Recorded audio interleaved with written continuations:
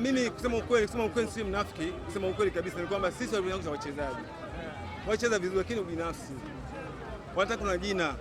Kwamba nifunge mimi nikaona kama mimi ndio nimefunga goli. Wewe imechukosti hapo. Maana timu mwanake akishinda mmoja, nimeshinda timu. Sio mfunge wewe. Hata chinda yule tunashinda timu nzima. Sio shinde yule. Ubinafsi. Wewe baada ya assist anataka akafunge yeye. Afunga. Kinachofuatia sisi, anafunga mwingine. Ataki, hata akafunge yeye. Hicho ndio kimetuangusha. Magoli kwa mengi sana. Tukao tumetawala mchezo. Kama tulitawala mchezo kwao watatushinda.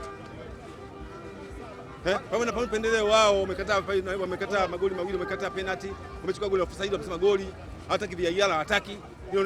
Haya mambo haya, alafu tunachohakikishia kwamba hapa hatoki mtu. Hapa hatoki mtu. Hatoki mtu hapa, na kwa Mkapa ndugu yangu. Hapa ndo kwa Mkapa. Ndio maana nimebai sana uli Sunderland. Na wakumbusha hii Simba ilianza mwaka 1936.